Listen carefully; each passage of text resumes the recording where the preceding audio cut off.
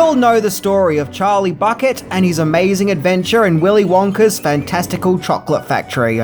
By 2005, many had read the original Roald Dahl book or seen the 1971 movie adaptation, or both. But the big question the fans were wondering was, what would a modern movie version directed by Hollywood's Gothic prince Tim Burton and starring Johnny Depp as Willy Wonka be like? Will this new version of a well-told story have more secrets and treasures to unravel? Well, thanks to the well-loved book and 1971 movie, Tim Burton's Charlie and the Chocolate Factory had a lot to live up to appease both fans of the book and previous movie, while also trying to be its own thing and to be different. But, as often, high hopes do tend to lead to disappointments. The big question is, what would a Willy Wonka movie of the 2000s be like? And can a modern movie and Johnny Depp's interpretation live up to the original? They really can't, but damn it, they try to anyway. So, time to return to the Chocolate Factory as we look into 10 things that you didn't know about Tim Burton's Charlie and the Chocolate Factory.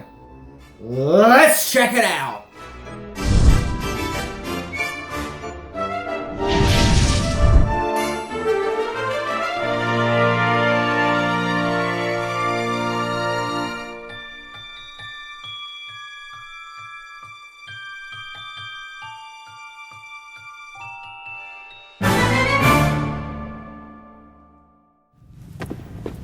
I'm Veruca Salt. It's very nice to meet you, sir. I always thought a verruca was a type of wart you got on the bottom of your foot.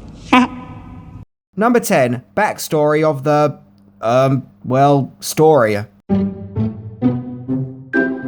Okay, I've already talked about the original 1964 Roald Dahl book in my previous Willy Wonka and the Chocolate Factory video, but I'll touch up on some points that I didn't mention in that episode. The inspiration for Charlie and the Chocolate Factory goes all the way back to Dahl's childhood, where his school class was chosen to be chocolate taste testers for Cadbury's. This got Dahl thinking about how much fun it would be to be a chocolate inventor and all the different flavours that he can create. This vision would return to Dahl later in life, as one night he told his two daughters a bedtime story about a boy who lived next door to a chocolate factory. This prompted him to write a first draft of what would become Charlie and the Chocolate Factory.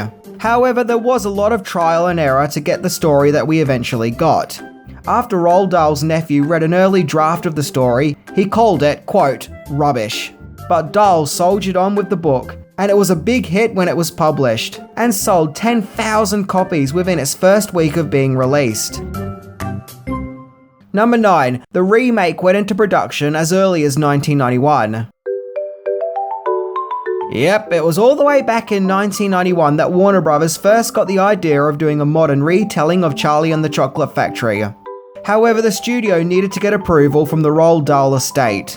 Dahl passed away the previous year in 1990, but his widow and daughter wanted to protect his work on the account that Dahl didn't like the 1971 movie. Also keep in mind that 1 year prior, The Witches movie came out, which was another film based on a Roald Dahl book, of which Dahl famously really disliked that movie too. So there was trepidation in more movies being made based on Dahl's work, especially if it was felt that he wouldn't approve of the films if he was alive. Finally, negotiations were settled in 1998, with the deal stipulating that Dahl's widow, Lissy, and daughter Lucy would have complete artistic control, meaning that they would have to approve the script, director, and the actor to be cast as Willy Wonka. So, yeah, for the better part of the 90s, Charlie and the Chocolate Factory was in development hell, with the Dahl estate and family wanting to protect his legacy.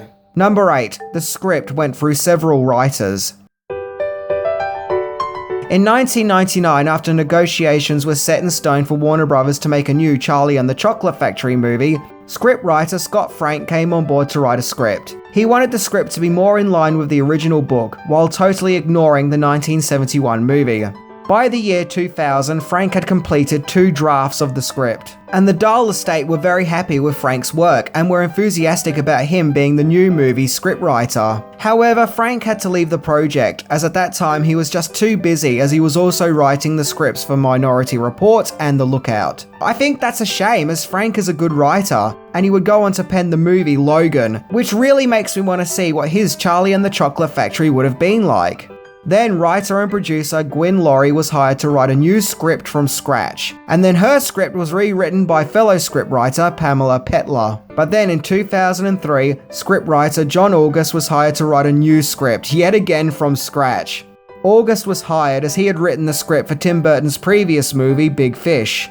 What helped is that August had never seen the original 1971 movie, so he was going in fresh, purely as a fan of the book. August and Burton created elements specifically for the new movie, such as the character Wilbur Wonka, Willy Wonka's stern and strict dentist father, as a way of explaining why Wonka is such an eccentric recluse, giving this otherwise mysterious character a full backstory, with the part of Wilbur being played by Christopher Lee. I find the idea of giving Willy Wonka a backstory and learning about his father to be interesting. But are these things that we really need to know? I find one of the most alluring things about Willy Wonka to be the mystery that's surrounding him and not knowing who he is, but then again, that's just me. Number 7. Many directors and Wonkas were considered over the years. Throughout Charlie and the Chocolate Factory's long production, several directors and Willy Wonkas came on board, or were at least being considered. Gary Ross, who previously directed the truly excellent and underrated Pleasantville, was hired to direct the movie in the year 2000, but left the project in 2001. The Lion King co-director Rob Minkoff was in negotiations to direct, but nothing came of it. Then in 2002, none other than Martin Scorsese came on board as director, but he too left the production in favour of directing The Aviator instead. It seemed that not only was it difficult finding a director, but a Willy Wonka too. In the early days of production, Nicolas Cage was brought on board to play Willy Wonka, which would have been truly, something else. But he eventually grew tired of the production and left. Warner Brothers then wanted funny man Jim Carrey to play the eccentric chocolate maker, but Roald Dahl's wife came back at the casting idea with a big fat no. Many, and I mean many other actors were considered to play Wonka, from Bill Murray to Adam Sandler, from Dustin Hoffman to Christopher Walken, and Will Smith to Patrick Stewart, as well as Ben Stiller and Brad Pitt. Yeah, what a bunch of Wonkas.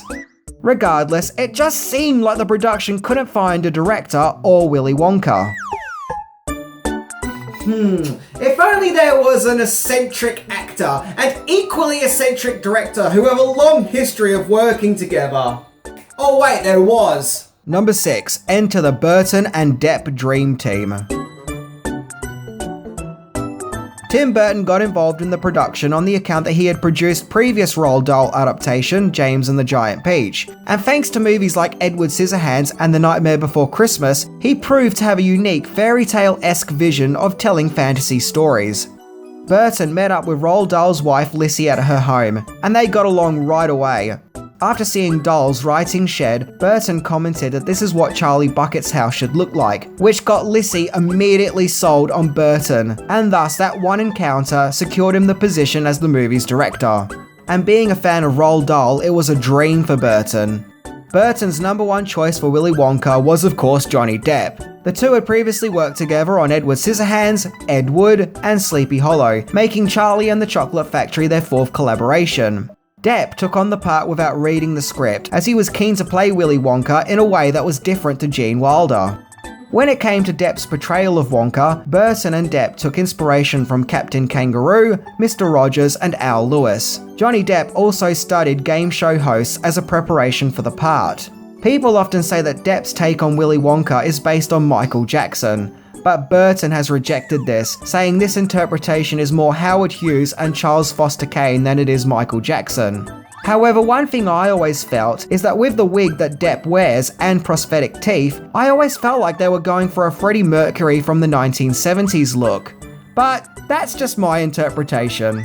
Interestingly, Johnny Depp wanted his Willy Wonka to have a long, elongated nose, but Burton was against this idea, finding it too outrageous. Even more fascinating is the fact that if Burton couldn't get Depp to play Willy Wonka, his next choice for the part was Dwayne "The Rock" Johnson. Now, don't get me wrong, I don't mind the idea of a Willy Wonka who is intimidating, but I just don't know how I feel about a bulging Willy Wonka who looks like he can beat the crap out of me. Number 5, and the rest of the cast.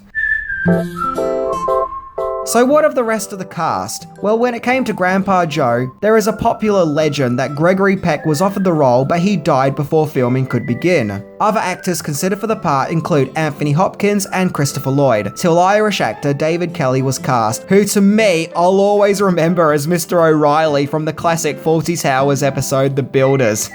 The irony is that episode of Fawlty Towers wasn't made too much longer after the original Willy Wonka and the Chocolate Factory, and he looked like he could have played Grandpa Joe back then too. Then we get to the pivotal role of Charlie, a part equally as important as Willy Wonka. Burton had a tough time looking for a young actor to play the poor young child and chocolate enthusiast, but Freddie Highmore came at the recommendation of Johnny Depp, as the two had previously worked together on Finding Neverland. Yes, that movie that's produced that meme that we've all seen now. Highmore looks the part, but I noticed that his portrayal of Charlie Bucket gets criticised. I often hear complaints that he's too boring and that his Charlie is too perfect to be an interesting or conflicted child. Some of the arguments I agree with, as the original Charlie was a nice boy, but he still had a bit of punch about him, hence he had no problem stealing fizzy lifting drinks, whereas 2005 Charlie is a bit too much of a goody-goody.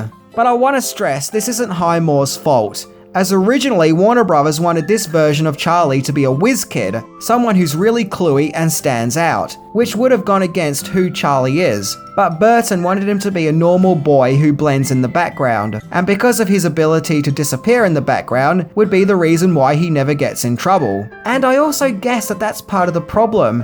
He blends into the background too much, rather than having that particular glow to stand out. Once again though, not Highmore's fault. By the way, this is what Highmore looks like now. Do you feel old yet? I certainly do. Helena Bonham Carter was cast to play Charlie's mum, because hey, this is a Tim Burton movie pre-2014 divorce, so of course it was going to have Helena Bonham Carter in it. And the legendary Deep Roy played all the Oompa Loompas, going for a much different style than the 1971 movie, and you can tell he's having so much fun in the part, or rather parts. Roy has starred in many roles over the years, including parts in Doctor Who, Flash Gordon, and The Never-Ending Story, and deserves way more credit than he gets. Number 4, filming location. Filming for Charlie and the Chocolate Factory took place at Pinewood Studios, England. The Chocolate Room in particular was constructed on the 007 soundstage. Tim Burton joked that if anyone visited the stage and saw the set, they would have felt that a very strange James Bond movie was being filmed. On a visual level, Charlie and the Chocolate Factory is full of Tim Burtonisms, with his use of unique, warped imagery and German expressionism. It gives it that strange but beautiful Tim Burton look. The as-mentioned Chocolate Room in particular looks amazing. Whereas the first one looked like it actually took place in a factory, I mean, that makes sense, after all it is a chocolate factory, this time it looks like a fairy tale world within the factory, which was always the vibe I got while reading the book. Something else I find fascinating about the Chocolate Room scene is whereas the original movie went out of its way to make the Chocolate Room look like a delicious treat full of yummy candy, in Charlie and the Chocolate Factory, I felt like they were trying to make the scene look kind of gross and not very appetizing. It's not just me, right? It looks kind of gross seeing everyone stuffing their faces like that. I always wondered if this was a retaliation to the documentary Super Size Me, which came out 1 year earlier, where thanks to that movie, there was suddenly a push to promote healthier eating. One thing this movie gets 100% right and doesn't get enough credit for is the look and design of it, and how amazing the sets are. This Charlie and the Chocolate Factory looks absolutely gorgeous, probably one of Burton's most visually stunning movies. And it's also worth pointing out that because of a British law in which children can only work 4.5 hours a day, the actual shoot took 6 months. Oh man, these Willy Wonka goggles are weird. Incidentally, Charlie and the Chocolate Factory was a Pinewood Studios reunion for Tim Burton, as that's where he also filmed his Batman movies. Number 3. The music of Charlie and the Chocolate Factory.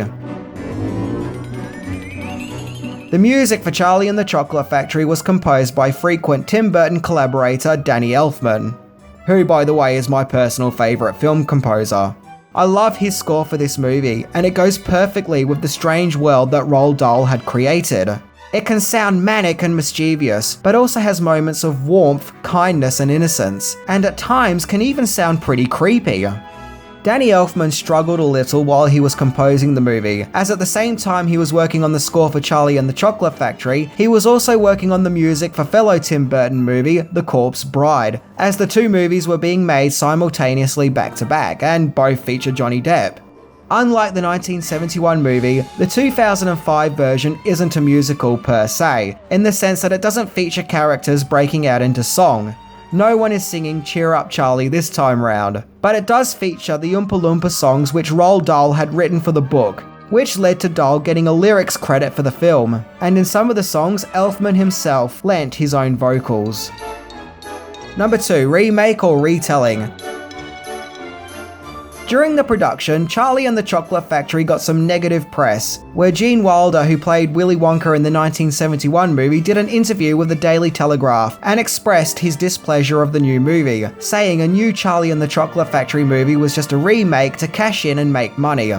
Johnny Depp himself actually retaliated to this and claimed that the new Charlie and the Chocolate Factory wasn't a remake, but simply a retelling of the original 1964 book, making it its own thing as opposed to a rehash of what had been done in 1971.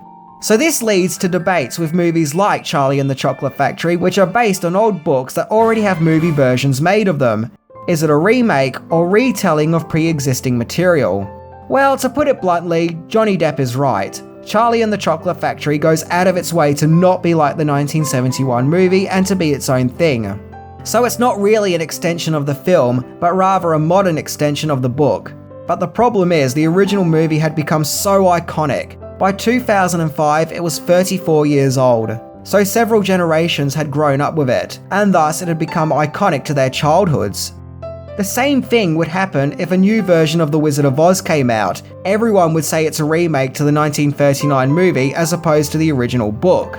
If Charlie and the Chocolate Factory was trying to look like Willy Wonka and the Chocolate Factory in terms of sets, designs, and how it's directed, then yes, it's a remake. But Charlie and the Chocolate Factory does its damn hardest to be different. It's modern and not as whimsical, but nevertheless, Charlie and the Chocolate Factory isn't a remake.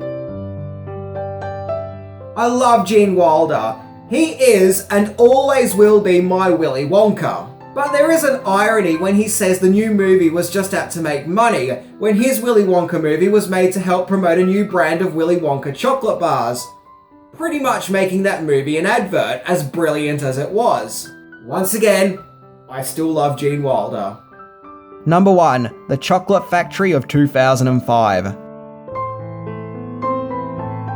Charlie and the Chocolate Factory was released in July 2005 and made $475 million on a $150 million budget, so it was successful despite rumours that it was a flop. It opened up at the number 1 spot in the box office and stayed there for 2 weeks, and had the 5th highest grossing weekend opening in 2005, as well as being the 7th highest grossing movie in the US of that year, and the 5th highest grossing movie worldwide. The movie got generally favourable reviews, and there was actually lots of praises for Johnny Depp's performance. But yeah, naturally there were some criticisms too, such as the Washington Post, who weren't sold on Depp's performance, along with original Willy Wonka Gene Wilder, who said that he saw snippets of Depp's performance in promotional material and that put him off watching the movie, as he really didn't want to be disappointed in Depp, and in 2013 would further call the movie an insult. I think the more apprehensive reaction to Charlie and the Chocolate Factory became clearer in time, with the movie being available on home media and being broadcast on TV networks, with fans going back to rewatch it, cementing their disapproval of it. So what do I think of the movie? Well, I think it's okay. It's not spectacular, but it's enjoyable enough. I have a good time with it. But the sad thing is, I think that it could have been spectacular. There are some aspects and part of the movie that actually work really well, so there was potential. Sadly, I think the weakest part of the movie is Johnny Depp's performance. I think that Depp is a good actor and could have been a great Wonka, but he just took the wrong approach. I found his eccentric, oddball performance to be too alienating. Unlike Wilder, I couldn't sympathize or understand him. To me, his mannerisms and voice were just wrong, kind of like he was trying way too hard to be weird, and his interpretation of the character just didn't fit with the mysterious master of the imagination figure that I often see Willy Wonka as being. Willy Wonka should be weird and eccentric, but it shouldn't be aggressively screaming at you just how weird and eccentric he is. Sometimes it's the small touches that count, and as always, less is more.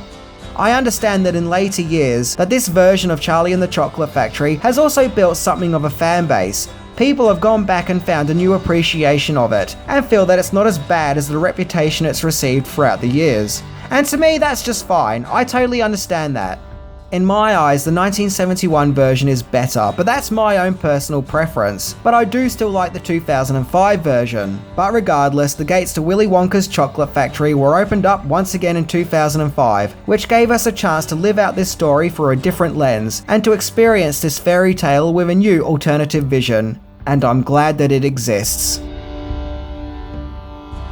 So that's where I stand with Charlie and the Chocolate Factory. I don't think it's a bad movie, and every now and then I'll go back and watch it, just to experience an alternative Willy Wonka experience. And I do feel like that it was made with the best of intentions, and that it does have a good heart. Anyway, I'm Minty, and there was actually a third version of Charlie and the Chocolate Factory made, a Tom and Jerry one. And I'm not kidding, that exists. See ya!